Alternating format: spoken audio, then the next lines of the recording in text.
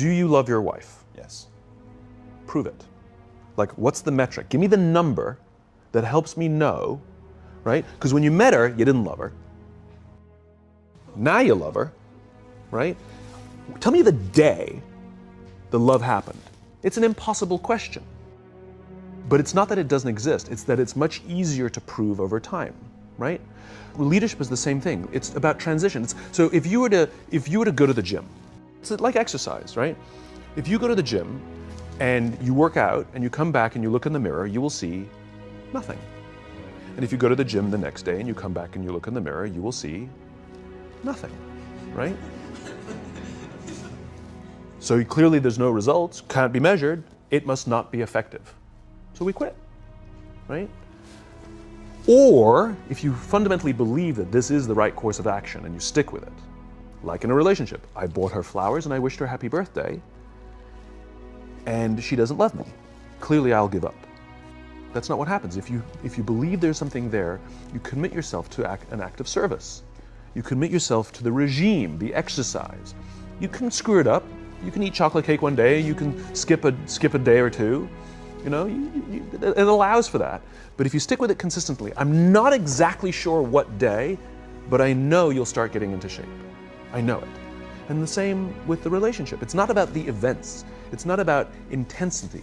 It's about consistency, right? You go to the dentist twice a year, your teeth will fall out. You have to brush your teeth every day for 2 minutes. What does brushing your teeth twice a day for 2 minutes do? Nothing. Unless you do it every day, twice a day for 2 minutes, right? It's the consistency. Going to the gym for 9 hours does not get you into shape. Working out every day for 20 minutes gets you into shape. So the problem is we treat leadership with intensity. We have a 2-day offsite, we invite a bunch of speakers, we give everybody a certificate, you're a leader, right?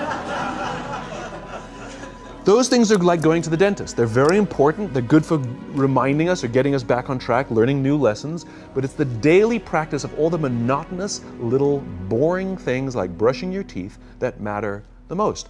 She didn't fall in love with you because you remembered her birthday and bought her flowers on Valentine's Day. She fell in love with you because when you woke up in the morning, you said good morning to her before you checked your phone.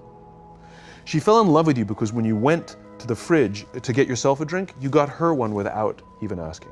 She fell in love with you because when you had an amazing day at work and she came home and she had a terrible day at work, you didn't say, yeah, but let me tell you about my day.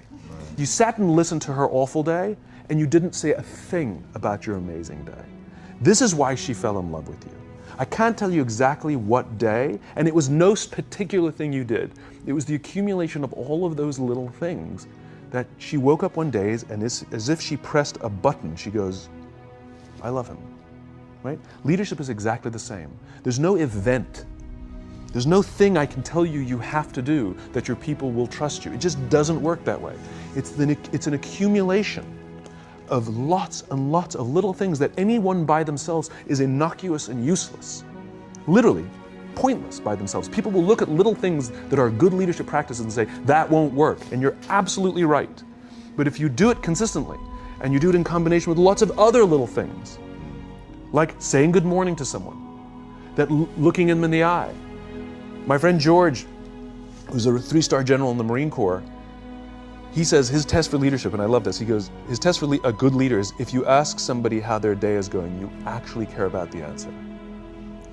The number of times we're walking to a meeting, we're rushing, we go, how are you? Not good, I got to get to you later, I'm late for a meeting. Right. If you ask the question, you were standing there and you were listening to the answer.